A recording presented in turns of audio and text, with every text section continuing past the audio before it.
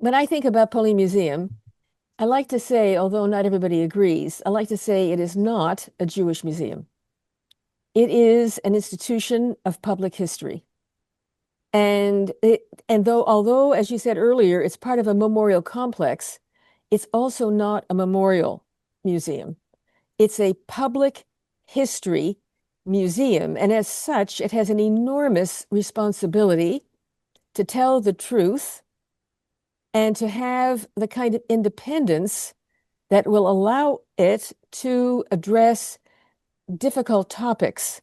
And in so many countries, certainly in Eastern Europe, under communism, after communism, what has been required to have the relative independence to do so is something that we've also struggled with. And I wondered if you would comment on where you think POLIN Museum sits in regard to being able to fully and without constraint address the truths of history and difficult topics that are like the third rail in terms of the sensitivity of the Polish public. So before I address this question, let me respectfully disagree. I believe that you may have a Jewish and universal museum at the same time, that there is no contradiction. Actually, there is no universal museum per se. There is no abstract point of view on any history. And I believe this perspective is as good as many others. And comparing to museums that we believe to be very universalistic, the great museums of Western Europe, like Louvre or British museums, these were imperial museums. When you have a history of a minority in a country that had been occupied for several generations by neighboring powers, and this is a different point of view on any history. This intellectual foundation, this many years of thinking and discussion that you have mentioned, this is the strong basis, which we can refer to when we are discussing how we should react to some current events. And then because in Poland, the past is important.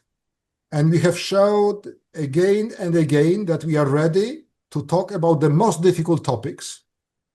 Actually, let me stress that the biggest national debate on history in Poland ever was the debate on the Polish participation in killing of the Jews in 1941 in the small town of Jedwabne in eastern Poland.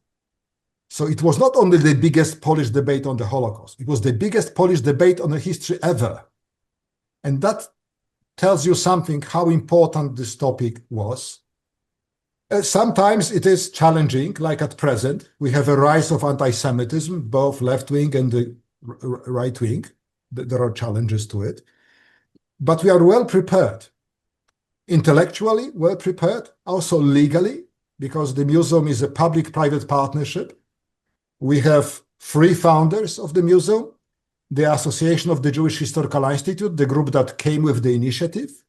The association convinced the city of Warsaw, Mayor Lech Kaczyński, who was the mayor of Warsaw at the time, and eventually the national government of Poland. And we have now these 3 bodies, which is also important for ongoing funding, the annual budget of the museum, which comes from various sources, which means it's diversified. When you operate in a risk environment, diversification is the answer. So both the legal construction of the museum, the fact that we have various friends and donors helped us operate sometimes at difficult moments. And finally, who comes to work at this museum? What kind of people want to work here? This is the most committed staff I have ever seen in any institution. Most of them are young, and they are not coming to make a lot of money. Well, you will not make a lot of money in museums in Poland, but what you find is meaning. You do something meaningful, and they know it. So we may have very vivid debates on a variety of topics, but that's because people treat their work seriously. This is not just a place to make money and pay your rent. it's a place to make something meaningful.